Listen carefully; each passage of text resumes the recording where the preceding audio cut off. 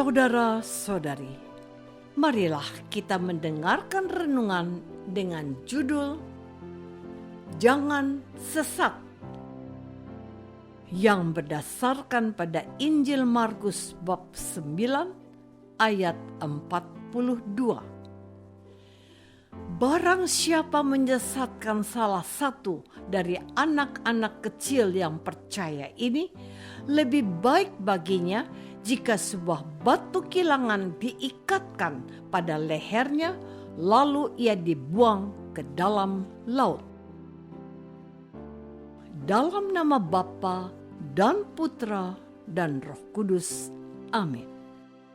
Saudara-saudari terkasih dalam nama Tuhan Yesus Kristus, apa yang dapat kita katakan tentang seorang anak kecil?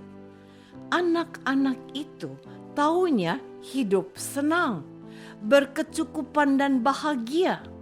Mereka menantikan segala kebutuhannya dipenuhi oleh kedua orang tua mereka. Mereka percaya sekali pada apapun yang dikatakan, apapun yang dicontohkan oleh kedua orang tuanya.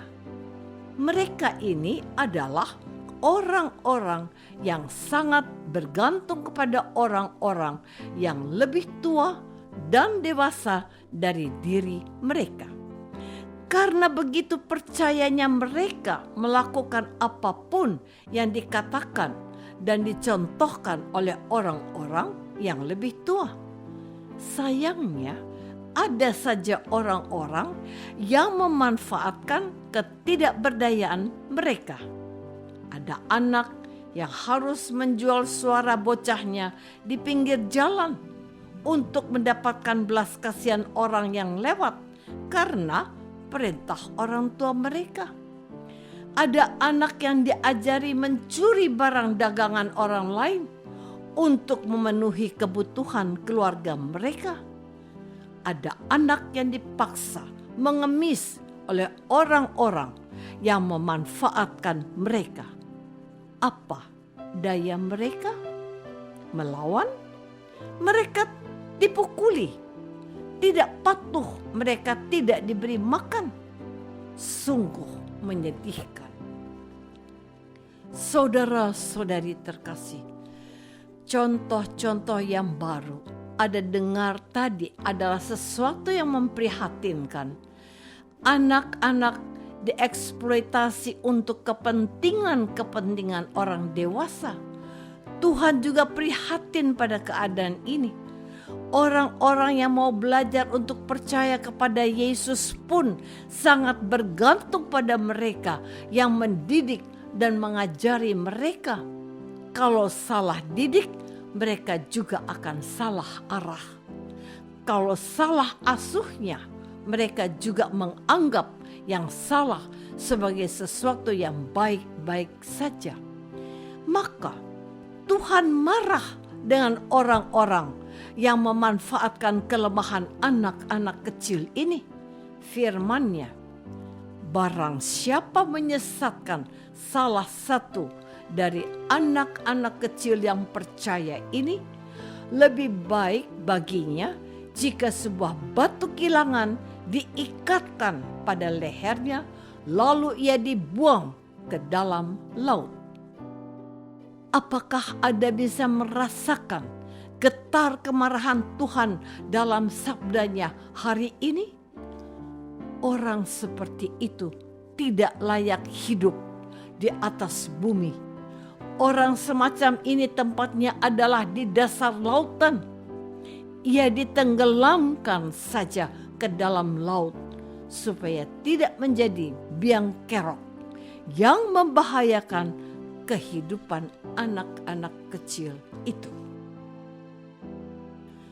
Saudara-saudari terkasih, perhatikan dengan sungguh-sungguh apa yang dikatakan Tuhan Yesus selanjutnya. Firman-Nya, jika tanganmu menyesatkan engkau, penggalah, karena lebih baik engkau masuk ke dalam hidup dengan tangan kudung daripada dengan tangan utuh kedua tanganmu dibuang ke dalam neraka, ke dalam api yang tak terpadamkan. Lagi firman-Nya, jika kakimu menyesatkan engkau, penggallah, karena lebih baik engkau masuk ke dalam hidup dengan timpang daripada utuh dengan kedua kakimu dicampakkan ke dalam neraka.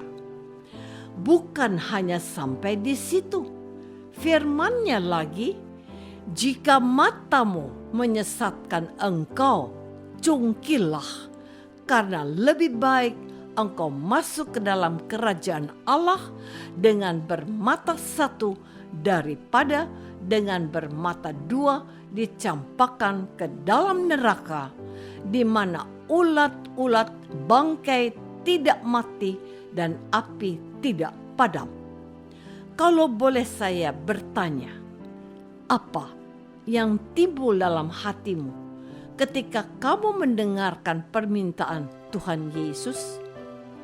Siap bertangan satu masuk dalam kebahagiaan kekal? Siapa berkaki satu masuk ke dalam surga?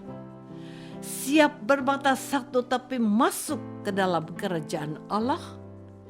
Masalahnya bukan siap atau tidak siap untuk hal tersebut, melainkan siapkah kita menanggapi permintaan Tuhan? Permintaan Tuhan ini sudah diajarkan kepada anak-anak kecil di kelompok sekolah minggu dalam lagu yang liriknya seperti ini. Hati-hati gunakan tanganmu. Hati-hati gunakan tanganmu. Sebab Bapa di surga melihat ke bawah. Hati-hati gunakan tanganmu. Demikian seterusnya dengan kaki, mulut, mata harus digunakan sesuai dengan kehendak Allah. Saudara-saudari terkasih, amarah Tuhan kepada mereka yang menyesatkan anak-anak kecil dan mengajarkan kepada mereka hal-hal buruk sungguh dapat kita rasakan hari ini. Hukuman untuk orang seperti ini adalah mati dengan cara ditenggelamkan ke dasar laut. Hukuman bagi orang-orang yang sesat ini adalah neraka, di mana ulat tidak mati dan api tidak padam. Setiap orang Kristen mempunyai tanggung jawab yang besar untuk keselamatan orang lain.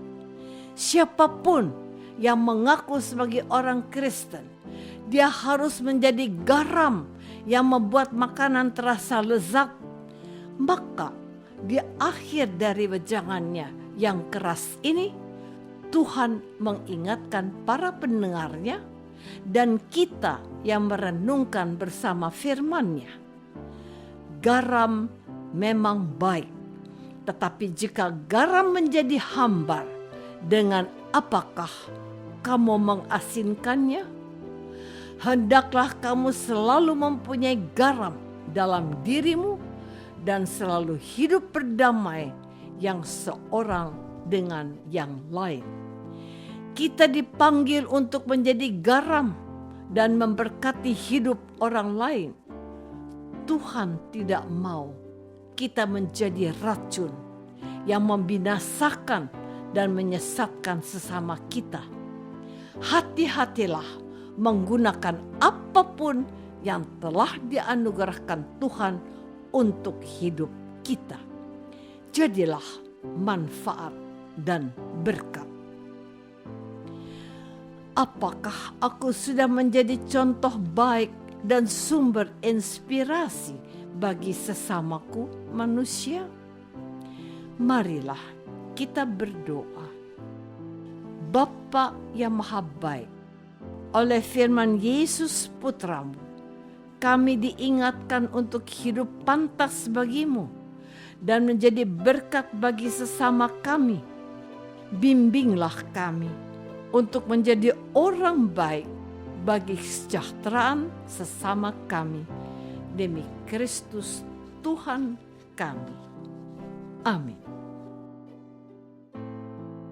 Semoga kita semua selalu dinaungi dan dibimbing oleh berkat Allah yang Maha Kuasa. Dalam nama Bapa dan Putra dan Roh Kudus. Amin.